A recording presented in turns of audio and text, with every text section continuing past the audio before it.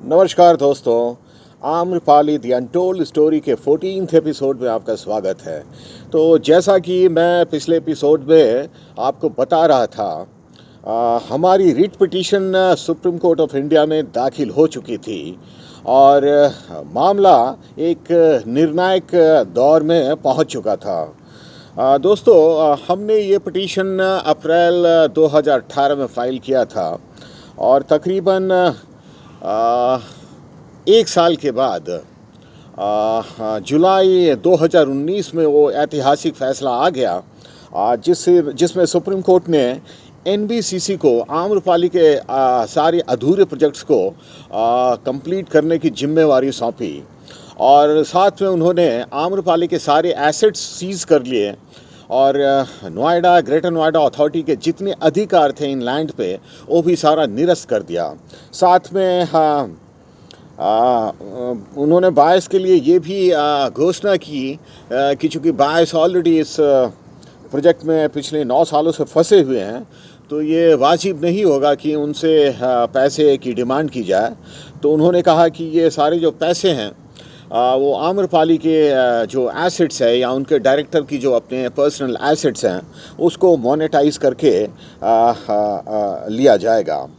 तो दोस्तों, ये हमारे लिए एक ऐतिहासिक फ़ैसला था और 9 साल की ये लड़ाई के बाद ये हमारे लिए बहुत ही सुखद एक खबर थी और जिसका हम वायस ने खुले दिल से स्वागत किया। मगर दोस्तों, आगे का रास्ता इतना आसान नहीं था क्योंकि एनबीसीसी ने अपने एस्टीमेट में सारे प्रोजेक्ट्स को पूरा करने के लिए 8,500 करोड़ का एस्टीमेट दिया था। तो समस्या ये थी कि ये 8,500 करोड़ कहाँ से आए। बाहर से तकरीबन 3600 करोड़ रुपए आने थे और जहाँ तक अनुमान था आम्रपाली के सारे एसेट्स को बेचने के बाद 5,500 करोड़ रुपए आने थे।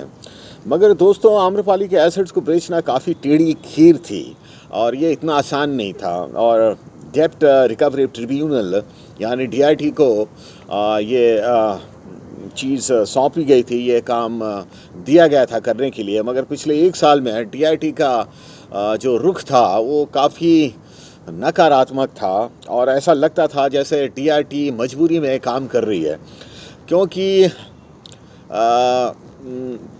कहा जाए तो शायद ही उन्होंने किसी आम्रपाली के एसेट या प्रॉपर्टी को बेचने में कोई भी दिलचस्पी दिखाई थी। बहुत ही ढीला रवैया था उनको और यूको बैंक में जो फंड्स के लिए अकाउंट बनाया गया था उसमें कुछ करोड़ के सिवाय कुछ भी और पैसे नहीं जमा हुए थे। तो ये बहुत ही चिंता का विषय था कि आखिर ये 8,500 करोड़ कहाँ से आएंगे। इसी बीच कोर्ट में वो ऐतिहासिक फैसला आ गया और साथ में ये भी चीज़ सामने आई कि बहुत से ऐसे लोग हैं जो आम्रपाली के सहयोगी रहे हैं या आम्रपाली ग्रुप में उन्होंने इन्वेस्ट किया है, उन्होंने आम्रपाली से पैसे लिए हैं, आम्रपाली से ज़मीन ली है और उसकी वो आम्रपाली को उनको वो पैसे लौटाने थे जो उन्होंने नहीं लौटाए। और ऐसा ही एक ग्रुप सुरेखा ग्रुप था जिसका हेड ऑफिस फरीदाबाद में था और जिनके ऊपर आम्रपाली की कम से कम 500 करोड़ की देनदारी थी और कोर्ट ने उन्हें ये आदेश दिया था। इनफैक्ट ये आदेश उन्होंने जनवरी 2018 में ही दिया था कि आप ये सारे के सारे पैसे 15 दिनों के अंदर लौटा दें। उसके बाद सुरेखा ग्रुप के जो वकील थे उन्होंने कहा था कि इतने पैसे हम अभी नहीं लौटा सकते हैं क्योंकि हमारी सारी ये पैसे हमें अपनी प्रॉपर्टी को बेच कर लाना पड़ेगा और ये काम थोड़ा मुश्किल है। तो उसके बाद कोर्ट ने उन्होंने और भी समय दिया था, 1 महीने का समय और दिया था। मगर इतना सब कुछ करने के बावजूद भी सुरेखा ग्रुप वो पैसे कोर्ट में जमा नहीं कर पाई थी। तो उसके बाद कोर्ट का रुख भी सुरेखा ग्रुप के लिए काफ़ी कड़ा हो गया था और उन्होंने उन्हें ये वार्न किया था कि अगली तारीख तक यदि आपने पैसे जमा नहीं किए तो हमें आपके सारे डायरेक्टर्स को हिरासत में लेना पड़ेगा। तो दोस्तों, ये सारी चीज़ें चल रही थी और हम उम्मीद कर रहे थे कि कहीं ना कहीं से हमें अच्छी खबर मिलेगी। फ़ैसला तो आ चुका था, मगर वो फ़ैसला को एक अमली जामा पहनाने के लिए ये सारे फंड्स का इंतज़ाम करना भी बहुत ज़रूरी था।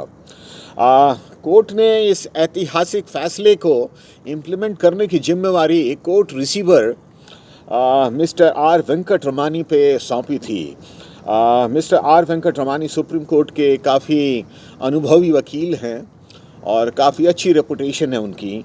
तो चूँकि कोर्ट का फ़ैसला इम्प्लीमेंट करने के लिए किसी एक एक्सपीरियंस्ड आदमी की ज़रूरत थी, तो ये काम कोर्ट ने मिस्टर वेंकट रमानी को सौंपा था और कहा था कि आने वाले टाइम में वेंकट रमानी जी अपना एक दफ्तर बनाएंगे और उनकी एक डेजिग्नेटेड टीम होगी और वो अथॉरिटी, बायर्स, बैंक्स और सरकार के बीच में एक कड़ी का काम करेंगे और सुप्रीम कोर्ट के वो आधिकारिक रिप्रेजेंटेटिव होंगे और इस केस से जुड़े हुए जितने भी फैसले लेने हैं वो लेने के लिए स्वतंत्र रहेंगे और उनको इस सुप्रीम कोर्ट के फैसले को अमल करने के लिए काफ़ी पावर भी दिए गए और ये भी कहा गया कि ये सारे काम के एवज़ में उनको जो यूको बैंक में जो अकाउंट बनाया गया है उससे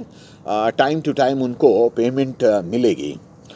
तो दोस्तों ये एक बहुत अच्छी खबर था क्योंकि हमारे लिए कम से कम एक रेफरल पॉइंट के रूप में कोर्ट रिप्रेजेंटेटिव या सीआर आए थे जिनके पास हम अपनी बात पहुंचा सकते थे, क्योंकि कोर्ट तो केवल हियरिंग पे ही अपनी बात कह सकती है और फैसले के थ्रू ही अपनी चीज़ें कहती हैं, मगर हमें कम से कम एक मंच चाहिए था जहां पर हम अपनी बात कह सकें और जहां पे सुप्रीम कोर्ट के सारे फैसलों को इम्प्लीमेंट किया जा सके। तो कोर्ट रिसीवर के रूप में ये चीज़ सामने आ गई थी। इस बीच हमने वहाँ पर ड्रीम वैली साइट पे एक मीटिंग भी ऑर्गेनाइज़ की, क्योंकि ये कोर्ट का फ़ैसला आया था तो हमें अपने दूसरे साथियों को भी इस फैसले की जानकारी देनी थी और फिर हमें आगे की रणनीति भी तैयार करनी थी।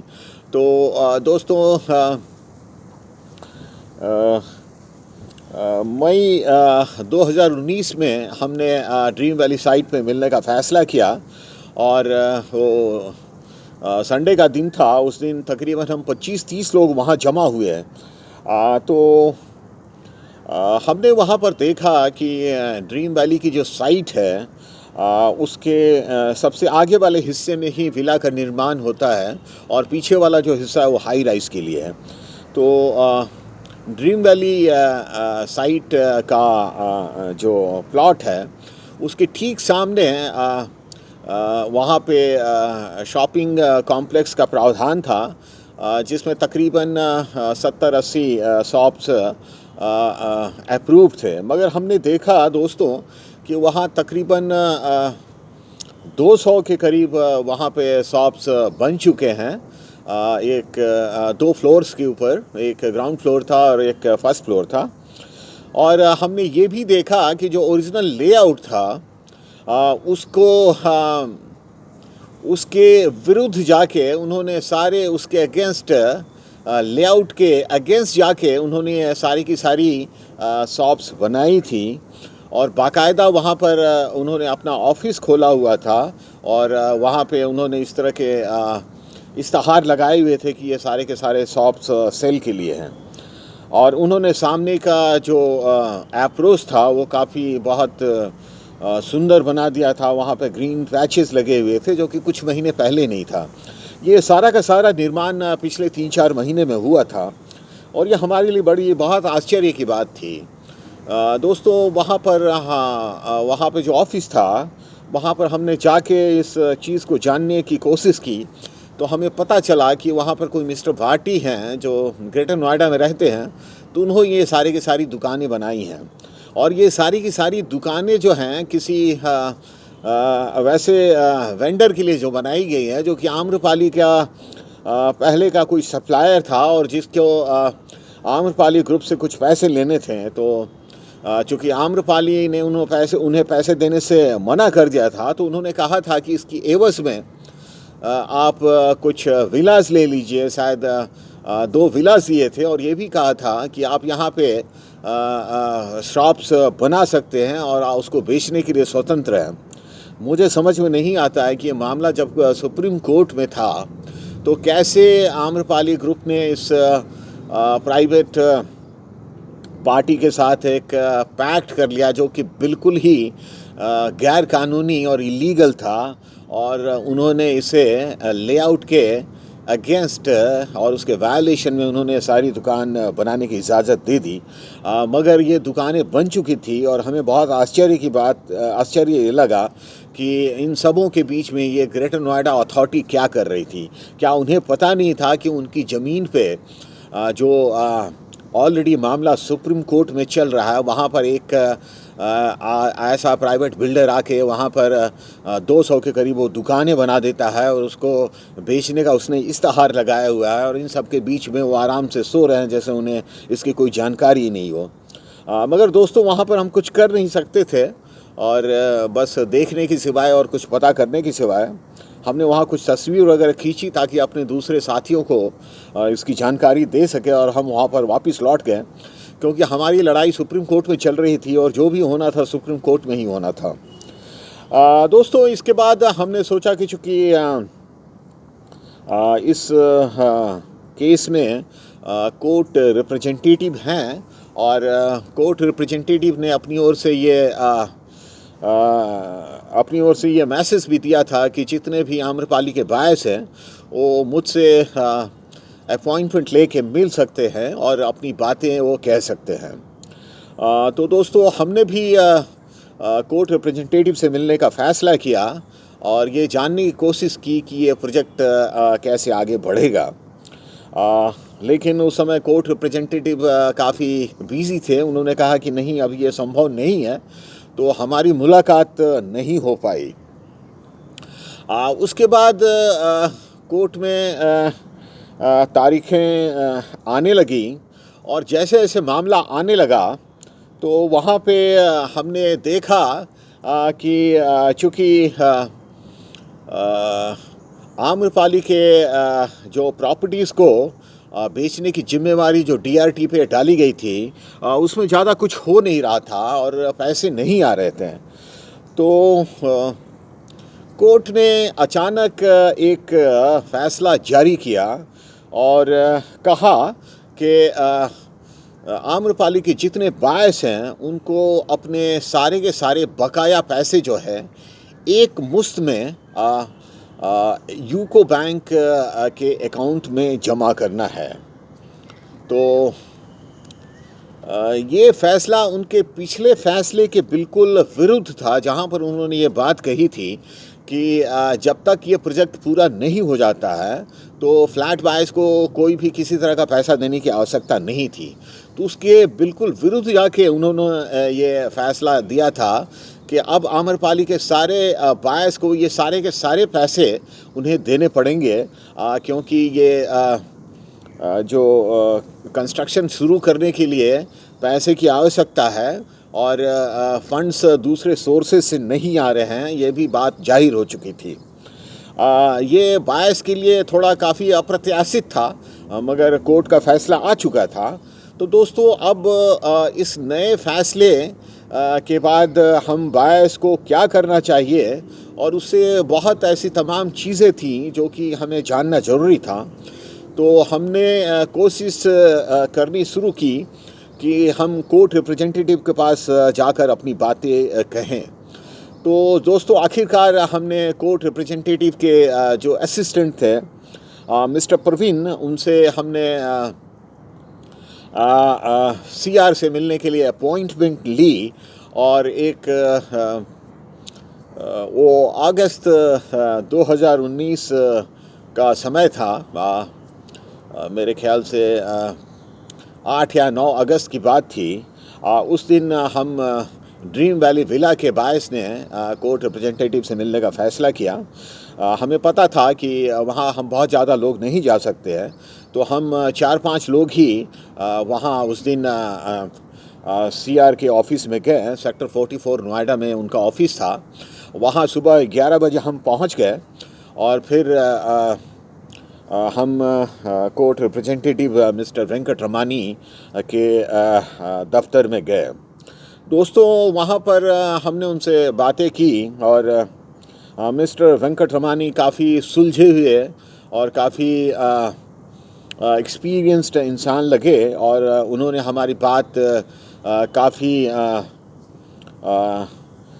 पेशेंटली वो सुना और हमारे पास हमारी बहुत सारी आशंकाएँ थी जो हमने उनसे डिस्कस की। हाँ, हमारी जो मेन हमारे जो इश्यूज़ थे, हम ये जानना चाहते थे कि आखिरकार ये कोर्ट ने अपना रुख अचानक कैसे ये बदल दिया कि हम सारे जो बायर्स को अपने सारे बकाये पैसे देने हैं। तो हमने इनसे पूछा कि इसके ऊपर आपके क्या विचार हैं? तो उन्होंने कहा कि देखिए, ये आपको भी पता है कि ये सारा जो कंस्ट्रक्शन है उसके लिए काफ़ी फ़ंड्स की ज़रूरत है। वैसे हम ये फ़ंड्स लेने के लिए प्रयास अपनी जारी कर रहे हैं, मगर आपको पता है कि उसमें हमें बहुत ज़्यादा सफलता नहीं मिली है। हमारी ये भी कोशिश है कि गवर्नमेंट ऑफ इंडिया कुछ स्ट्रेस फंड के नाम पे कुछ पैसे अलॉट करे, मगर वहाँ भी कुछ नहीं हो रहा है। तो ये बहुत ज़रूरी था कि काम शुरू करने के लिए कम से कम हमारे पास कुछ अपना फंड्स होना चाहिए। तो ये बहुत ज़रूरी है कि बायर्स को अपने जो बकाया पैसे हैं वो जमा करने चाहिए।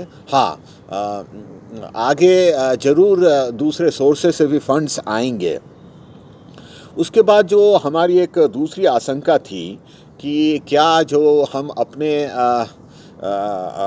पैसे इस यहाँ पे अकाउंट में जमा कराएंगे, तो इस बात की क्या गारंटी है कि वो सारे पैसे हमारे ही प्रोजेक्ट में खर्च किए जाएंगे और दूसरे प्रोजेक्ट में नहीं खर्च किए जाएंगे। तो ये CR साहब ने आश्वासन दिया कि इसके लिए आपको निश्चिंत रहना चाहिए। उन्होंने ये तो नहीं कहा कि सारे के सारे पैसे जिस प्रोजेक्ट से आ रहे हैं उसी प्रोजेक्ट में खर्च किए जाएंगे, मगर उन्होंने ये ज़रूर कहा कि वैसे अकाउंट तो एक ही है, मगर उसमें अलग अलग हेड में पैसे जमा किए जाएंगे। जैसे यदि ड्रीम वैली 1 से पैसे आएंगे तो उसका जो है उसका अलग हेड होगा। वैसे प्राइमरीली सारे पैसे जो हैं, मोस्टली जो पैसे हैं 90% पैसे जिस प्रोजेक्ट से आए हैं उसी प्रोजेक्ट में खर्च किए जाएंगे, मगर इसकी संभावना से इनकार नहीं किया जा सकता है कि चूँकि फ़ंड एक है, अकाउंट एक है, तो उसमें ज़रूरत पड़ने पे दूसरे प्रोजेक्ट में भी वो पैसे इस्तेमाल किए जा सकते हैं।